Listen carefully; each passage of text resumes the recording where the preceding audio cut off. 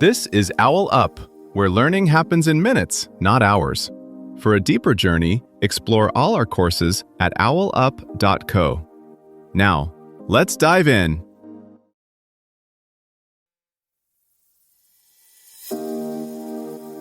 Welcome back to Chapter 2 of our series, Reinventing Your Design Self. In this episode, titled Unpacking Old Luggage, Letting Go of Creative Inhibitions, we'll explore the personal barriers that hold us back in our creative journeys. Together, we'll identify those inhibitions and start the process of letting them go. Let's dive in. About half of people quietly believe they're failing at creativity, while still posting, presenting, being creative every day. You're in a meeting, an idea pops up, and you kill it in under 3 seconds. Not because it's bad, because an old voice says, "Don't risk it." That instant shutdown isn't random, it's muscle memory. Years of school critiques, rushed client edits, and silent meetings have trained your brain to slam the brakes the moment something feels even slightly off script. Over time, those tiny, better not moments harden into rules you don't remember writing. My ideas need to be polished before I share them. Others are more original than me. I'm only good at execution, not concept. These rules travel with you from job to job, team to team, quiet, heavy, unquestioned. You might switch tools, titles, even industries, yet still feel the same ceiling on what you allow yourself to attempt. In this series, we're going to open that luggage up. Not to relive every old critique, but to sort what's actually useful craft wisdom, and what's just inherited anxiety posing as professionalism. Some of those rules started as protection. Maybe a harsh professor tore apart your early concepts, so now you over-prepare every presentation. Maybe one risky idea flopped in front of a client, and since then, you only pitch safe options. Each episode will surface one of these guards, test what it's actually doing for you, and, if it's outdated, retire or rewrite it. Think of it as updating the settings on an old operating system.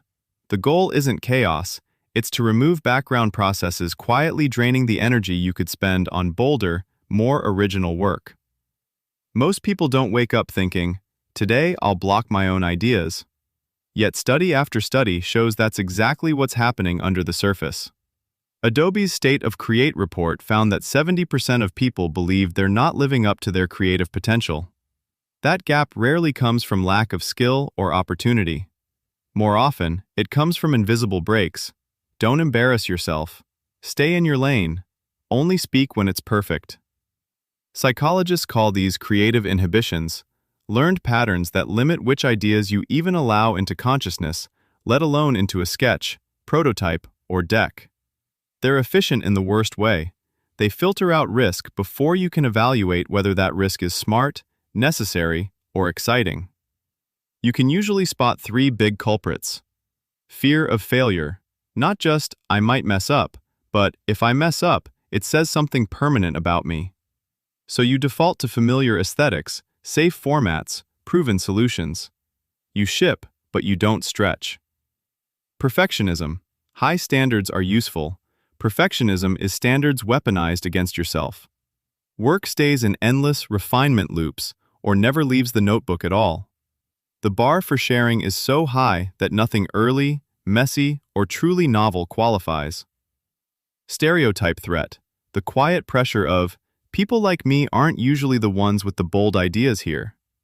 Maybe you're the youngest in the room, the only designer among engineers, the only non-native speaker, or the only woman pitching to a certain kind of client.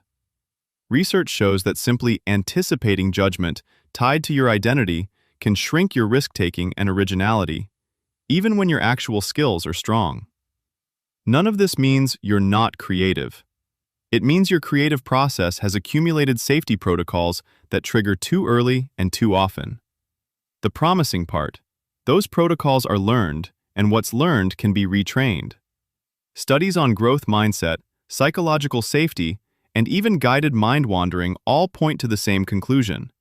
When you change the conditions around your thinking, how you frame mistakes, how your team responds to half-formed ideas, how you move between looseness and focus, you literally expand the range of ideas your brain is willing to surface. In other words, the problem isn't that your imagination is small. It's that your internal approval board has gotten overly strict, rejecting concepts long before they've had a chance to show what they can become. This series is about renegotiating that approval process so more of your real thinking is allowed into the room. A useful test. Notice where your behavior doesn't match your reputation. Maybe teammates praise your big picture thinking, yet when the brief lands, you instantly open last quarter's deck and start rearranging slides. That's an inhibition. You're known for one thing, but you act like someone whose job is not to rock the boat. Or think of the ideas you only share after someone else says something similar.